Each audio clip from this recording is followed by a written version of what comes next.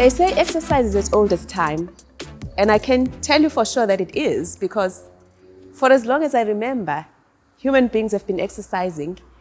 If it's not a deliberate exercise, just walking around, doing things. In the ancient times, our grandfathers and grandmothers were walking around and making sure that they're keeping themselves trim. Just active, eh? And being active. So as with everything that is as old as time, obviously there are certain myths that are going to be created around it. Yep. So I'm happy to say that today my friend Matthew and I are going to be exploring some of those myths and really proving whether they are true or not. And I'm hoping that you are going to find this segment of our show quite exciting, because as we were exploring and doing a lot of research around some of these myths that we are going to be talking about, we actually found quite a number of them that are quite funny, and some of them that were actually quite interesting. So what I want to say, though, as a disclaimer, is that Matthew and I are not purporting to be scientists. In fact, a lot of these myths we've proven over time as we're going through a lot of exercise routines. And we want to make sure that we impart the knowledge that we've gained over time so that you too can understand what it is that you'll need to do as you start exploring this journey of exercise, getting into that shape that you've always wanted, and really being healthy as you go along. So Matthew, tell us a little bit about yourself before we can even start exploring this subject. So I'm Tuli's trainer for some years now. Yeah, no, it's been since 2017. Yeah. Yeah, it's been a long time. Yeah. We've come a long way. Mm-hmm. And along the journey, we've tried lots of all the different exercise types and methods and eating plans and eating types and habits and stuff to change. And at the end of the day, you got to find what works for you. Mm. So a lot of them work, but might work for different people, and it's the same with the exercise. But it's been a good journey so far, and we are still pushing for more results. Tuli's come quite far with results, and we need more, so we will continue to keep going, eh? Yeah. And I must say that I've really given this man a hard time. I mean, the first time that he came, I said to him, Matthew, I want to be ripped and muscular. Like J-Lo. J-Lo was the... Yes. I even had pictures of her with like that.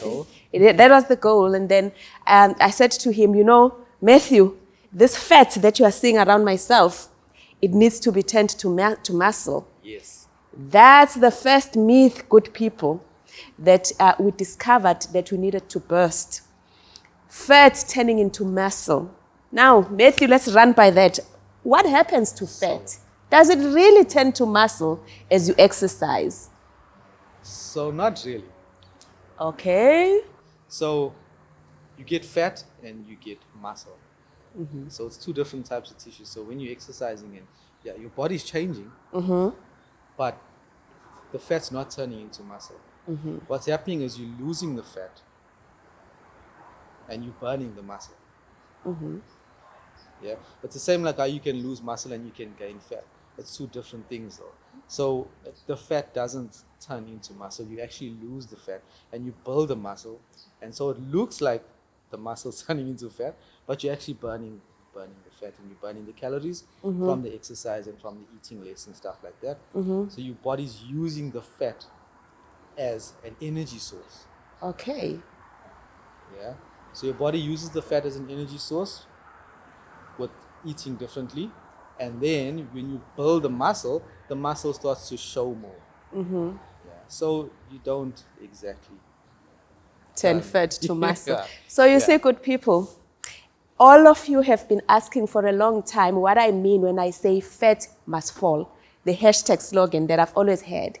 And that's exactly it. So as you exercise, like Matthew was saying, the most interesting thing that happens is that fat starts being burned. Yes. And the energy from that is what helps you in terms of building your stamina, building all of that. And the muscles, on the other hand, because the fat start burning off, literally. It was a layer over your muscle. You don't see that. And you don't see that muscle. Yeah. So as it falls off, your muscle starts showing up. And as you exercise more, you start building your muscle, and that is why it starts showing. So it's literally you getting leaner by the fat falling off, and then what happens is that your muscle shows up. Yeah. Matthew, tell us now, what happens with all that fat? So there's actually a study I read some time ago. They went around asking people, like, where does it go? Yeah. Where does it literally go? Yeah, lots of people were like, when you use the toilet, maybe exercise, There was a lot of different answers. It was quite funny. But the main thing is so most of the fat you actually burn as an energy source. Yeah. And you actually breathe it out. Yeah. So breathe more, people. So it comes down to the fact that do more exercise. Because when you exercise, or not even exercise directly, but just be more active. Because when you are, your heart rate gets elevated and you breathe more. So the more you breathe, the more you do, the more weight you lose, the more calories you'll burn, the more fat you lose. Yeah. So, yeah, good people, I must say that I found extremely interesting. So there you go. It's a helpful one, actually. So, guys, you don't actually have to do anything rigorous. Just by walking and being active means your heart rate is elevated, right?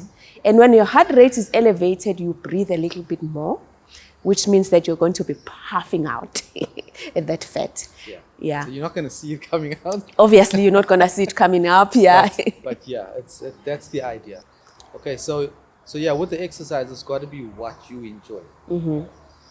Yeah. So if it's yoga, continue with your yoga. When you feel ready to do more intense exercise, then do that. But it's got to be what you enjoy and what you're able to do at the time. What you enjoy and what you're able to do at the time. So there you go, people. Exercise doesn't have to be a chore. It doesn't have to be painful. Do what you enjoy. Just be active. And in being active, you are able to then burn the fat. And in burning the fat, you are able to show a little bit more of that muscle. So excited people, myth number 1, busted. Fat doesn't turn to muscle. Nope. All it does is it burns. You breathe it out through exercise, and muscle then starts showing up below that layer that you had accumulated over time. And as you exercise more, a little bit more of your muscles show up. Thank you. Thanks, Matthew. Wow, that was exciting. That was really good. What was the second one? Let me remember now. Number 2, I think it's abs and... Yes, guys. Sit-ups, yeah. Oh, poor Matthew. So I had this wonderful picture of J-Lo in a crop top and an amazing looking a pair of pants. And she had ripped abs. Literally, guys, I could count 8 of those. So I said to Matthew, I need to have those. Obviously, what he doesn't know, people, is that every single day, morning, afternoon, evening, there was Tuli doing sit-ups, thinking, 6-pack, and I kept counting, okay, where is the 1-pack, where is the 2-pack, where is the 3-pack? Nothing was coming, nothing, luto. So eventually I had to admit that I was killing myself, and I said, Matthew, I've been doing these sit-ups for a long time now, and I'm not seeing that 6-pack. And I've been reading everywhere that the more sit-ups you do, the better it is for you. Yeah. So there it is, myth number 2. Do we really build that 6-pack when you do the sit-up? Aesthetically, yes. Okay. However, if there is a layer of body fat around your midsection, Yeah. you will never see that 6-pack. Okay. So everybody has a 6-pack. So those are supporting muscles. So everyone has those ab muscles, unless you're not human. Yeah. But we all have abdominal muscles. It's just that we can't see them because of the body fat covering them. Yeah. So it's the same like the previous myth where we say we burn that body fat and the muscle tone starts to show more. Okay. It's the exact same thing with your abdominal muscles. Uh-huh. So abs are not entirely made in the gym. Okay. It's made in the kitchen as well. Okay. Now you tell me. Yeah. It's made in the kitchen as well. So what you eat plays a big part in you actually showing your ab muscles. Okay. And the tone. So yeah. Yeah. The ab exercises will help with the conditioning of the exercises of your abdominal muscles and the tone of them, how they look. Are they toned? Are they cut? You know, each one. That's what the ab exercises will work with. It'll help to strengthen your abs. It'll help to strengthen your core. Yes, but as long as you have that layer of body fat, it's going to be difficult to see it. So you are telling me, Matthew, that I've been doing it, I did it wrong all along. I should have actually done a combination of Just a little bit, yeah. what's in here and what's and the exercise. So the Woolies chips don't. Oh my goodness, let's go. Let's talk about those Woolies chips, guys. You know the puffs. The puffs. Yeah, those puffs, yeah, no, they put me into trouble. So every single day I was rewarding myself by, I'm like, oh, I did a lot of those sit-ups. Let me just leave a little bit of those puffs. Well, anyway, that's a story for another day. Yep. So good people you've had, just like we were saying about fat burning, it is a combination of what you eat and the exercises. So what you then need to do is for those six packs to show up, you need to have a combination of a good eating plan that's actually going to help you in terms of burning that fat, and also the exercise that you do. So you cannot just be doing those sit-ups alone and hope that they are going to help you in terms of the journey of developing that six-pack. What you have to do is a combination thing, which is a combination of your good eating, which will then make sure that that fat is melting away, and then the exercise. And obviously, when you're doing your exercises, the abs alone, obviously, are not, those crunches alone are not going to help really have that much of an impact. So it's a combination of a whole host of other things. Yeah. So it's got to be eating and exercise combined together. And when you do the routines, you need to also add a little bit of cardio, a little bit of that, just so as to make sure that those calories are getting burnt. Yeah, your body needs, when it comes, you got to stay active. So when you do cardio, it's also exercising your heart. Yeah. And your heart is important. Yeah. So that's why it's got to be cardio, it's got to be resistance training, it's got to be the core and the ab muscles, because we sit a lot nowadays. Yeah. We're very sedentary. You know, we're watching the Netflix for 2 hours, and it's so easy to, you know, get into 4 episodes of whatever you're watching, and you're sitting for that entire time. And so strengthening your core muscles, strengthening your ab muscles, it'll help your body to cope with that.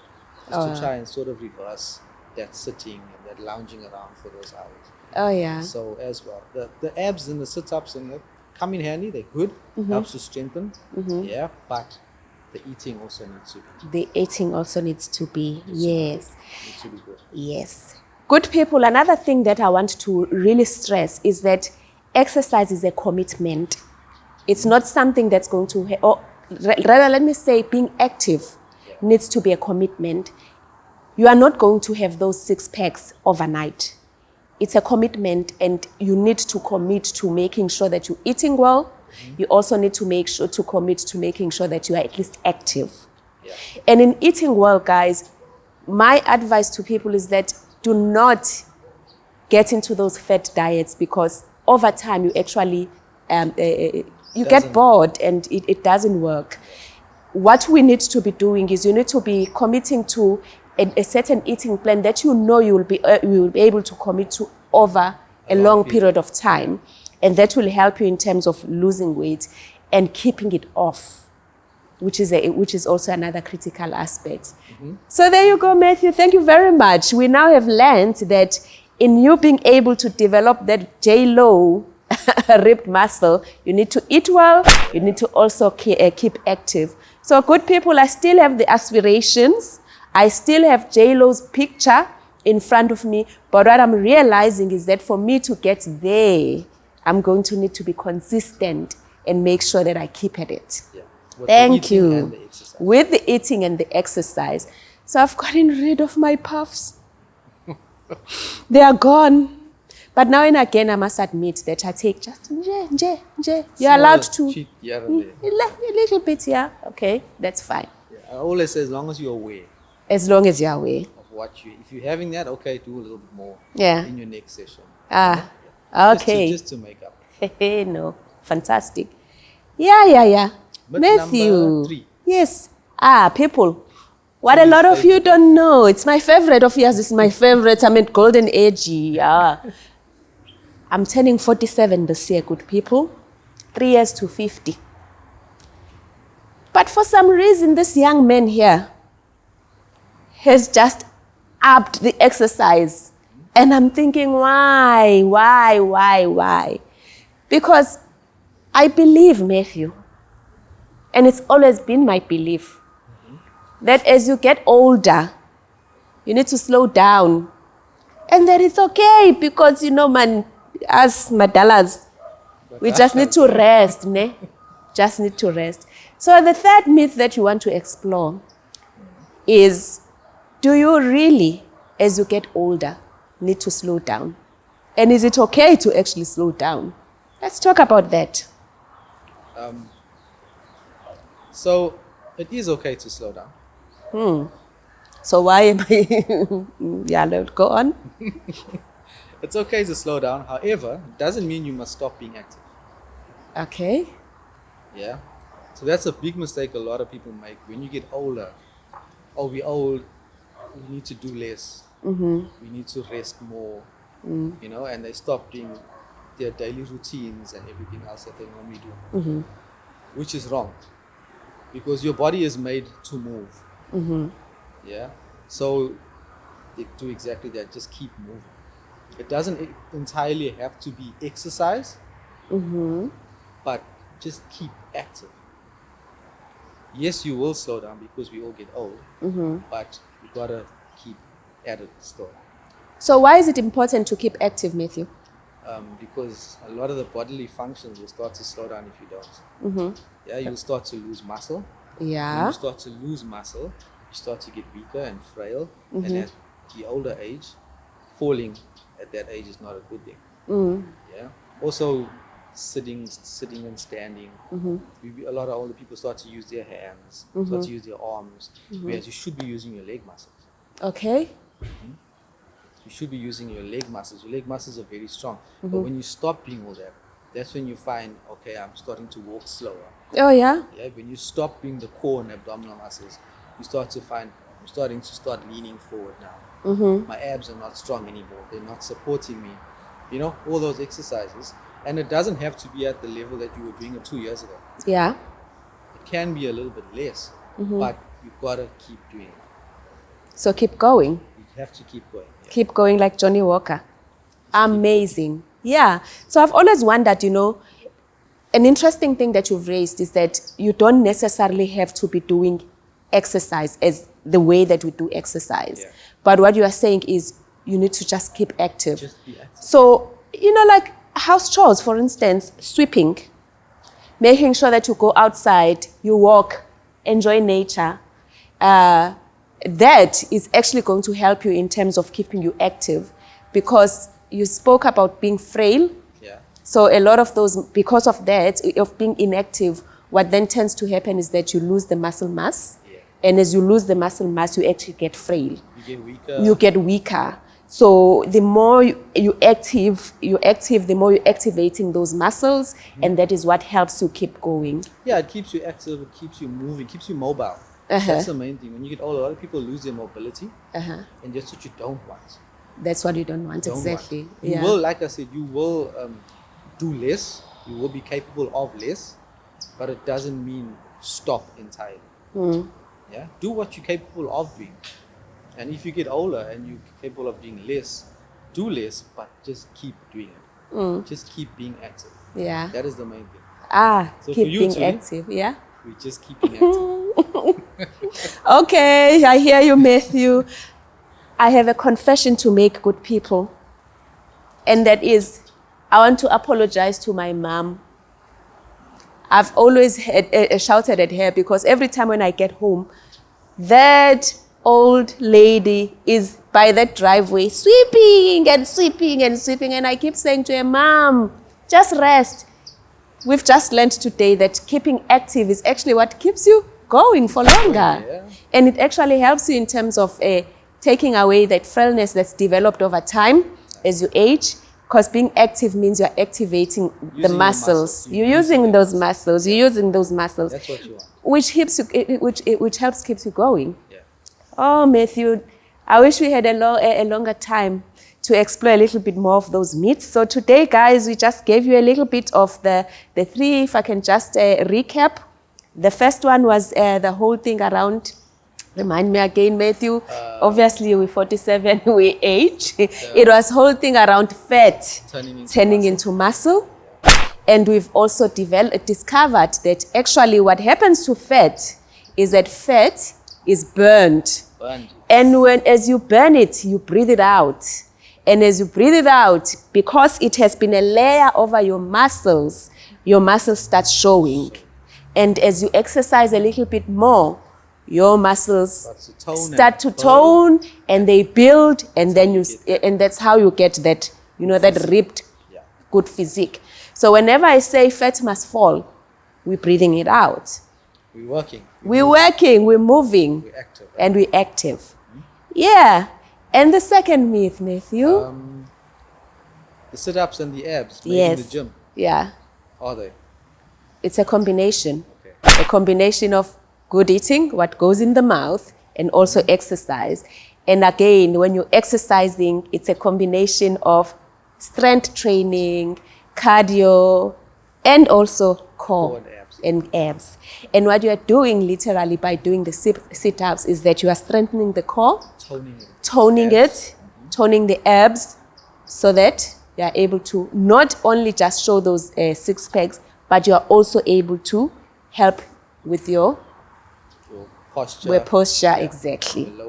The lower back to keep it safe, etc., etc. Because core actually is the most critical in terms of, And then the last one, just because you're a golden age doesn't mean that you need to stop. Should we stop? Yeah. Keep active. Keep active. You can slow down, yes, because obviously with age, certain things are a bit difficult to do, but keep acting. Keep active, keep moving, and that will ensure that... Yeah, you'll enjoy your golden old years. Thank you. There's got to be some kind of movement here. Fantastic. Matthew, it's been fantastic talking to you. Good people, let's hear a bit more about you. Tell people where can they find you? I'm on Twitter. Yes. On Instagram. I'm on Facebook. Yes. I'm not MG Fit. MG Fit. On Facebook, it's MG Fit PT. Mm-hmm. On Facebook. That's where I am. And your WhatsApp number? 083-675-7961. So there you go, good people. So if you want to get in shape, Matthew is your man. Give him a call. Flying Coach here, tuning out. Thank you very much. I hope you guys learned a lot from this segment. Thank you. Until next time.